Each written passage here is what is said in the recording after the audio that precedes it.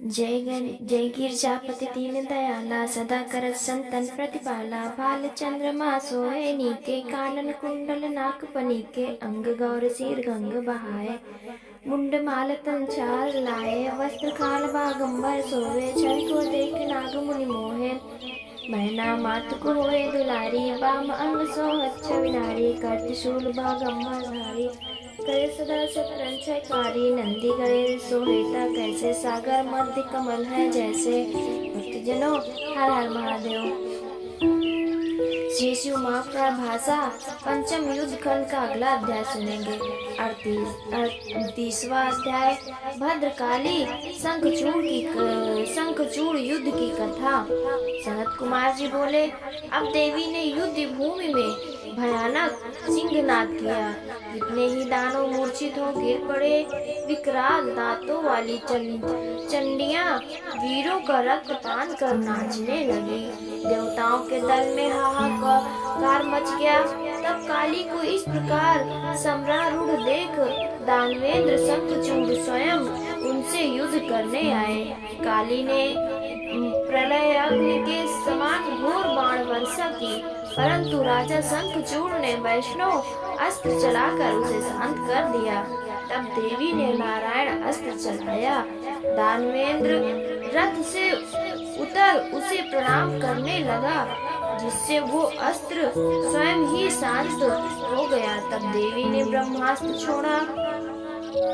दानवेंद्र रथ से उतर उससे भी बच गया। ब्रह्मास्त्र से बचकर उसने मंत्र पूर्वक देवी पर घोर बाण बरसाया। देवी ने उन सब बाणों का चर्वण करने लगी, साथ ही ऐसे गर्जन करने लगी कि उससे दानव भयभीत हो भाग गए। इस प्रकार एक ओर काली और दूसरी ओर दैत्य भीषण संग्राम करने लगे। पश्चात जब महाकाली ने पाशुपत का प्रयोग किया तो उसकी अमोघता की रक्षा के लिए आकाशवाणी ने रोक दिया, क्योंकि उससे उसकी मृत्यु नहीं लिखी थी। भद्रकाली ने पाशुपत को रोक 100 लाख दानवों को चोट कर गई और शंखचूड़ भी को खाने दौड़ी। तब दानव ने रौद्रास्त्र से उसका वेग रोका तथा और भी कई दिव्य अस्त्र का प्रयोग किया, परंतु परम क्रुद्धा भगवती ने सब का खंड खंड कर दिया। उसके चलाए हुए चक्र आदि को वो निगल गए। फिर बड़े वेग से उछल कर देवी ने उस पर एक मुष्टि का प्रहार किया। तब दानव 7 चक्कर खाकर पृथ्वी पर गिर पड़ा और क्षण भर के लिए उसे मूर्छा आ गई। पश्चात उठकर देवी से बाहु युद्ध करना चाहा, परंतु माता की बुद्धि से बाहु युद्ध नहीं किया। देवी ने उसे पकड़ और बार बार घुमाकर बड़े क्रोध से ऊपर को फेंक दिया। प्रतापी शंखचूड़ बड़े वेग से ऊपर कूद गया। फिर नीचे आ भद्रकाली को प्रणाम कर उनके आगे खड़ा हुआ। पश्चात वो अपने रथ पर जा बैठा और भद्रकाली क्रोध से दानव का रक्त पान करने लगे। उसी समय आकाश से वो वाणी हुई कि हे देवी, अभी सागर में तुम्हें 1 लाख दानवों का रक्त पान करना है। तुम उन्हें शीघ्र भक्षण करो और संग्राम में दानव राज के वध की इच्छा ना करो, क्योंकि ये शंखचूड़ तुमसे अवध है।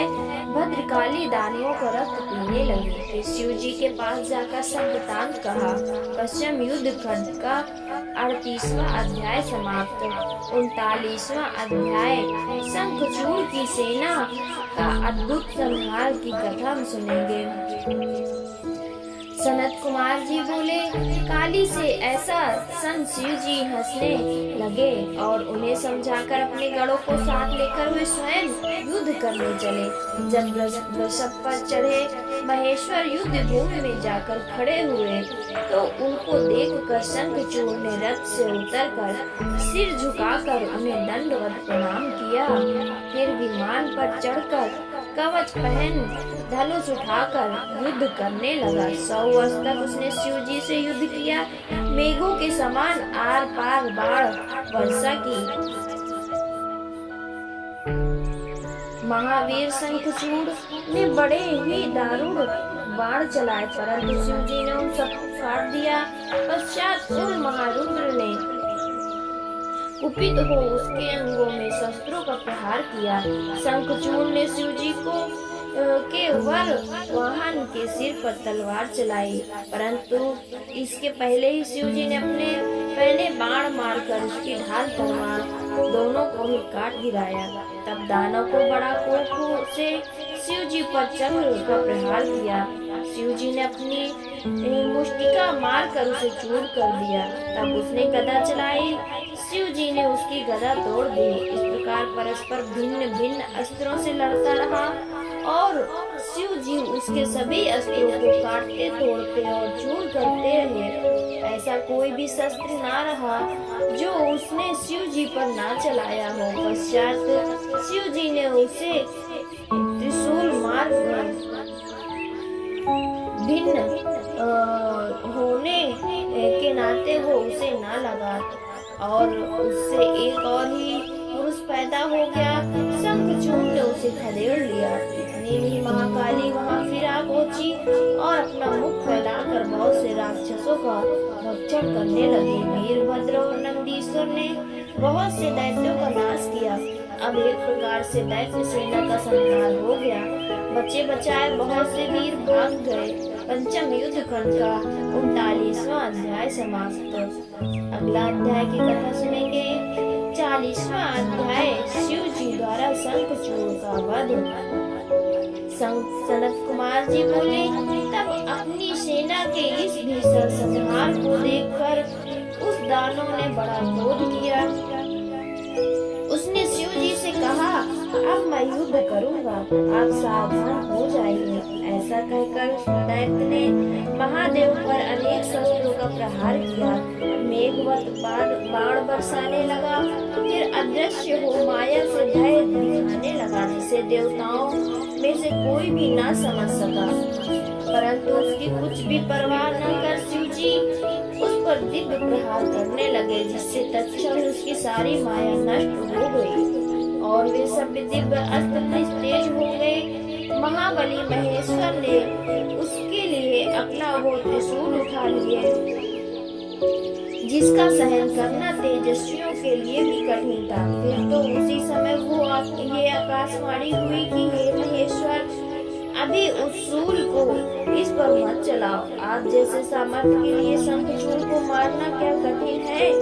इस प्रतापी अस्त्र को इस पर क्यों चलाते हो? आप वेद मर्यादा का नाश ना करें। जब तक इसके पास विष्णु जी का उत्तम कवच और इसकी पति व्रता स्त्री है, तब तक इसको ना तो जरा है ना तो मृत्यु। इस प्रकार उस आकाशवाणी को सुनकर शिव जी ने वैसे ही किया, उस शूल को रख दिया। फिर तो शिव जी की इच्छा से श्री विष्णु जी वहां आ गए और उन्होंने वृद्ध ब्राह्मण का वेश धारण कर शंखचूड़ से भेंट कर भिक्षा मांगी। शंखचूड़ ने पूछा, क्या चाहिए? इस पर उस वृद्ध ने कहा, मैं इस प्रकार नहीं मांगूंगा, पहले आप प्रतिज्ञा कीजिए। शंखचूड़ ने प्रतिज्ञा की। ब्राह्मण ने कहा, मैं आपका कवच चाहता हूँ। दानव राज ने प्राणों से प्यारा कवच ब्राह्मण को दे दिया। हरि ने माया से शंखचूड़ को कवच ले लिया। फिर उसी रूप से उसकी स्त्री तुलसी के समीप पहुँचे। माया विशारद विष्णु ने देवताओं के कार्य के लिए उसके साथ शक्ति से विवाह किया। फिर तो शिव जी को अवसर मिला और उन्होंने विजय नामक एक प्रज्वलित शूल उठा शंखचूड़ पर चला दिया। उस शूल ने उसका संहार कर दिया। आकाश में गुरुंडी बजने लगी, गंधर्व किन्नर गाने और अप्सराएं नृत्य करने लगी। शिव जी के ऊपर फूलों की वर्षा हुई और मुनिगण शिव जी की प्रशंसा करने लगे। शंखचूड़ राधा जी के श्राप से मुक्त हो अपने पूर्ण रूप को प्राप्त हुआ। उसकी हड्डियों से एक प्रकार की शंख जाति पैदा हुई, जिसका जल शिव जी को छोड़ सभी पर चढ़ाना रहा है। विशेषतः विष्णु और लक्ष्मी जी को तो शंख का जल बहुत ही प्रिय है। पश्चात उमा सहित नंदीश्वर पर चढ़कर स्कंद और गणों सहित शिव जी अपने लोक को गए और अन्य देवता भी स्वास्थ्य को प्राप्त हुए। अब उनको निर्विघ्नता प्राप्त हुई, आकाश निर्मल हो गया और पृथ्वी सुमंगला हो गई। शंकर जी की ये सुखदायक चरित्र सब दुखों को हरने वाला है, लक्ष्मी देने वाला है, सब कामनाओं को पूर्ण करने वाला है। जो कोई शंकर जी के इस चरित्र को नित्य श्रवण करता या पढ़ता है, वो धन्य धान्य पुत्र और सब सुखों को प्राप्त करता है। ये अतुल्य आख्यान सब उपद्रव का नाशक और परम ज्ञानोत्पादक तथा शिव भक्ति को बढ़ाने वाला है। ब्रह्मा ब्रह्म तेज युक्त, क्षत्रिय युद्ध विजयी, वैश्य धनी और शूद्र श्रेष्ठ होता है। पंचम युद्ध खंड का 40वां अध्याय समाप्त। भक्तजनों, हर हर महादेव, हर हर महादेव।